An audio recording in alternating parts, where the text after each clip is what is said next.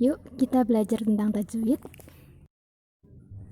Assalamualaikum anak-anak. Tajwid is very fun. It is easy to understand. Kenapa sih kita harus belajar tajwid? Yang pertama, karena Allah itu menurunkan Al-Quran kepada Nabi Muhammad dengan bertajwid. Masa kita sebagai umatnya nggak tahu tentang tajwid?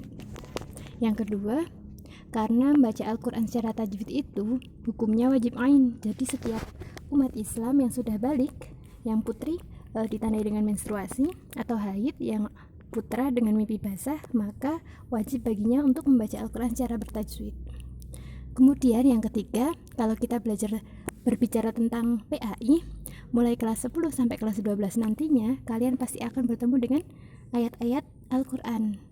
Nah, kalau ketemu dengan ayat-ayat Quran, pasti akan banyak berbicara tentang tajwid, arti perkata, kandungan, dan lain sebagainya. Untuk itu, belajar tajwid itu sangat perlu sekali kayak gitu. Bahkan ketika kalian besok sudah masuk ke perguruan tinggi dan seterusnya, membaca Al-Quran dengan bertajwid itu seumur hidup, nggak sekedar sampai SMA doang. Nah, kita kenalan dulu yuk dengan harokat huruf. Ini adalah namanya harokat huruf. Kalau ada coret di atas huruf, namanya adalah fathah. Kalau coretnya dua, namanya fathah tanwin atau fathatain. Diperhatikan ya, kalau tanwin berarti pakai huruf H. Fathah tanwin atau fathatain. Kalau coretnya di bawah huruf, namanya kasroh. Kalau coretnya ada dua, kasroh tanwin atau kasrotain. Kemudian yang kayak angka 9, itu namanya dhammah. Kalau di double, itu namanya dhammah tanwin atau dhammatain. Kemudian yang setengah lingkaran itu namanya sukun. Yang seperti huruf W kecil ya, itu namanya tasydid. Kemudian yang kayak huruf I kecil tanpa titik, itu di atas huruf namanya fathah berdiri, kalau di bawah huruf namanya kasroh berdiri.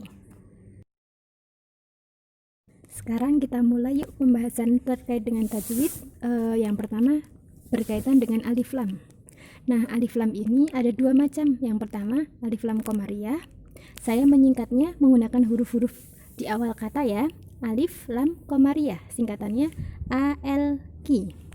Kemudian yang kedua ada namanya alif lam syamsiyah, singkatannya ALS. Nah, kapan alif lam qamariyah ini terjadi kayak gitu? Ketika ada huruf alif, kemudian sebelahnya adalah huruf lam, ditandai dengan huruf lamnya dikasih sukun.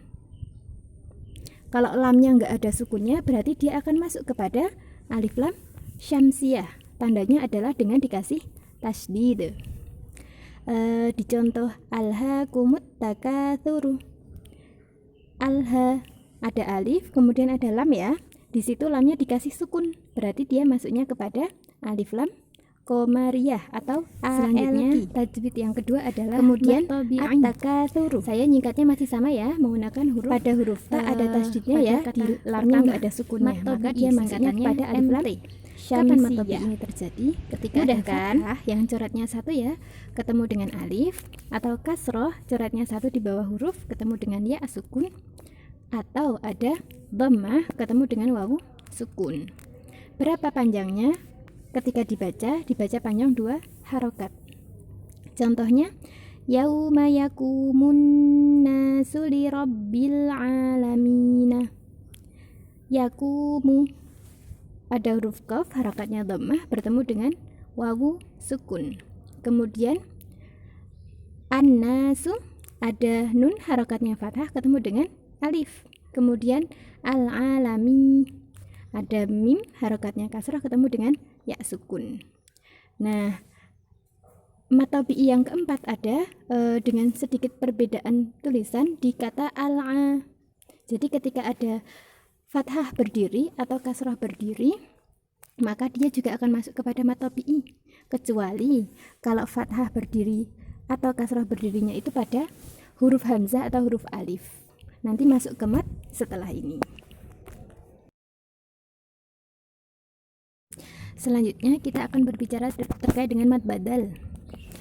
Konsep mad badal adalah ketika ada hamzah ketemu dengan alif sama dengan alif dikasih harokat fathah berdiri.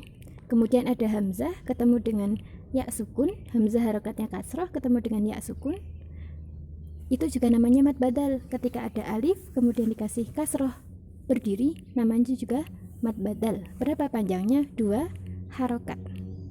Hanya beda tipis ya dengan mad tabi'i, sama-sama 2 harokat, hanya pada penulisan saja yang berbeda. Pada kata amanu, hamzah ketemu alif sama dengan amanu, alif dikasih harokat fathah berdiri, itu namanya mad badal, singkatannya adalah MB. Tajwid yang selanjutnya adalah qalqalah. Qalqalah itu artinya memantul. Hurufnya apa aja? Ba, jim, dal, to, qaf.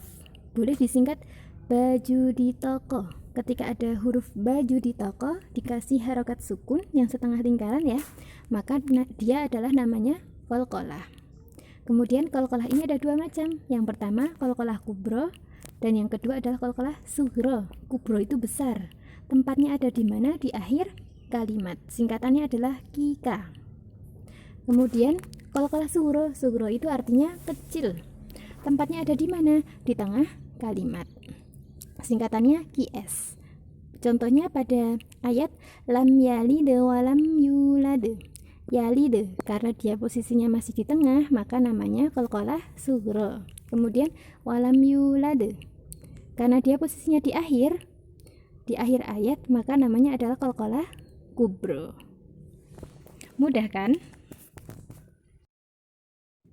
Nah, selanjutnya kita akan masuk kepada hukum mim sukun. Jadi hukum mim sukun ini ada 3 macam. Yang pertama idgham mimi. Dibacanya bagaimana? Dibaca dengan dengung. Kemudian yang kedua ada ifa syafawi. Dibacanya gimana? Dengung juga. Jadi kalau ada idgham mimi atau ifa syafawi, bacanya dengung. Berapa harokat? 2 sampai 3 harokat. Kemudian yang ketiga ada namanya idhar syafawi. Gimana cara bacanya? Dibaca jelas. Idhar itu artinya jelas. Pertama idgham mimi. Singkatannya adalah IM, idgham mimi. Kapan idgham mimi ini terjadi? Kalau ada mim sukun ketemu dengan huruf mim. Harokat apapun itu, yang penting mim sukun ketemu dengan mim. Dibacanya dengung 2 sampai 3 harokat. Saya berikan contoh. Wa amanahum min. Di situ ada hummi, mimnya sukun ketemu dengan mim kasroh. Itulah yang disebut dengan idgham mimi. Jangan lupa bacanya dibaca dengung. Wa amanahum min. Didengungkan 2 sampai 3 harokat. Kemudian yang kedua namanya ifa syafawi. Jadi nanti kalau anak-anak ketemu dengan ifa, saya akan menyingkatnya ika. Kemudian syafawi masih sama ya, s. Jadi ifa syafawi ini ks. Kapan ifa syafawi ini terjadi? Kalau ada mim sukun ketemu dengan huruf ba. Kalau mim sukun ketemu dengan mim namanya idgham mimi. Kalau mim sukun ketemu ba namanya ifa syafawi. Bacanya dengung 2 sampai 3 harokat. Contohnya pada kata rabbahum bihim, mim sukun ketemu dengan huruf ba harokat kasroh. Bacanya didengungkan ya, bukan rabbahum bihim. Dilamakan dulu. Dengung itu apa? Dimasukkan, dilamakan dulu gunnahnya, dengungnya. Rabbahum bihim, berengengnya dilamakan dulu. Rabbahum bihim. Yang ketiga ada idhar syafawi.